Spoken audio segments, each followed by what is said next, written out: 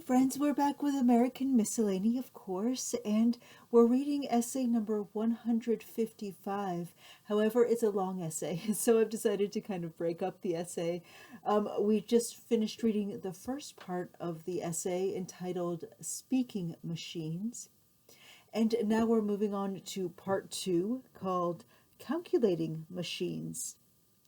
So this is the second part of our 155th essay called Curiosities of Art. We're here on page 399 of American Miscellany, published in 1865. All right, friends, let's learn a little something. Essay 155, Part 2, Calculating Machines. Various machines have from time to time been invented to lessen the drudgery of long and continuous calculation. The principles upon which the increase and decrease of numbers depend are as fixed as nature herself, and these once known, wheel machinery of determinate proportions may be constructed to perform every operation in arithmetic with the utmost facility and accuracy. It is well known that in calculations involving the powers and roots of numbers, progression, equations, logarithms, and the like, it not only requires great expertness but accuracy, an accuracy which is scarcely attainable under the strictest human attention.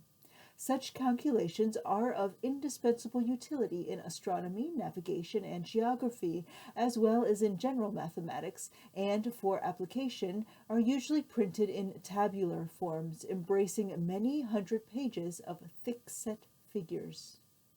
To complete such tables with perfect accuracy would require the life work of several calculators. Yet, by well-arranged machinery, Mr. Babbage has demonstrated that they could be calculated and printed free from errors in the course of a few weeks.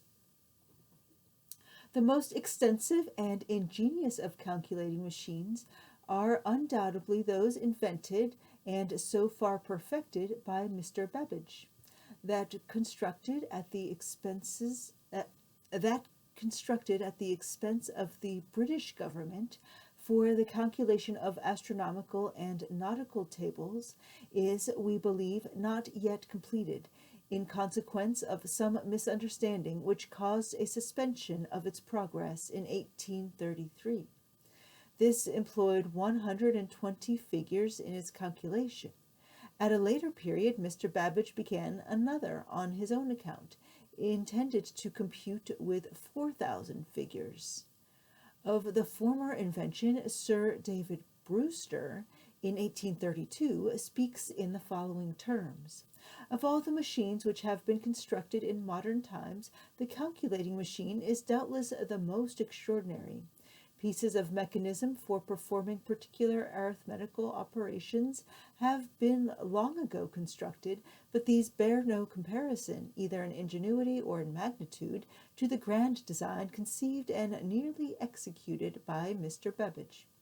Great as the power of mechanism is known to be, yet we may venture to say that many of the most intelligent of our readers will scarcely admit it to be possible that astronomical and navigation tables can be accurately computed by machinery, that the machine can itself correct the errors which it may commit, and that the result of its calculations, when absolutely free from error, can be printed off without the aid of human hands or the operation of human intelligence. All this, however, Mr. Babbage's machine can do, and as I have had the advantage of seeing it actually calculate and of studying its construction with the inventor himself, I am able to make the above statement on personal observation.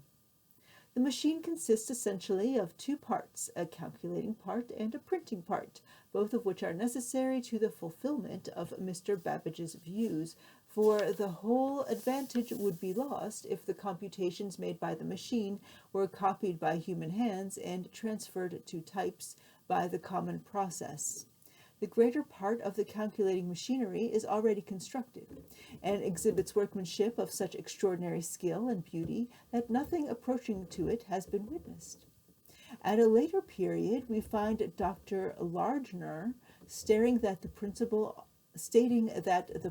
on which this machine was founded was one of a perfectly general nature, and that it was therefore applicable to numerical tables of every kind, and that it was capable not only of computing and printing with perfect accuracy an unlimited number of copies to every numerical table which has ever hitherto been wanted, but also that it was capable of printing every table that can ever be required.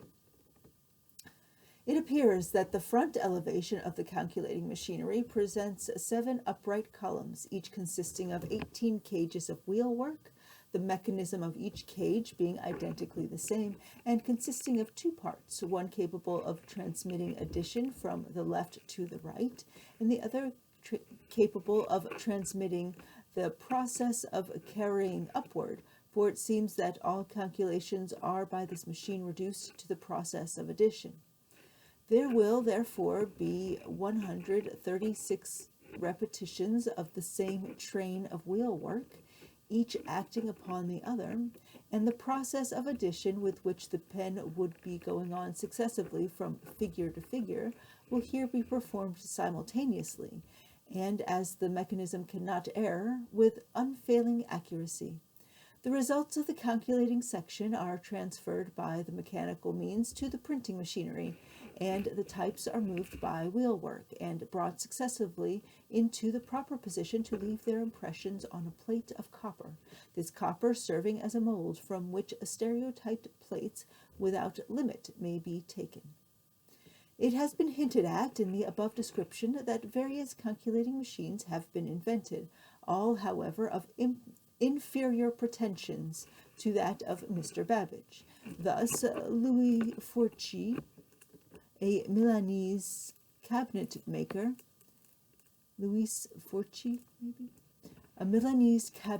constructed a machine capable of performing the simple rules of arithmetic with exactitude. This invention is of recent date. Its author was awarded the gold medal of the Milan Institute for his ingenuity. In 1838, an instrument called the surveyor's calculator was invented by Mr. Heald for the purpose of avoiding the necessity of long calculations in surveying estates. This instrument, which is somewhat upon the principle of the sliding scale, can also be used in extracting the roots of numbers and in ordinary operations of multiplication and division.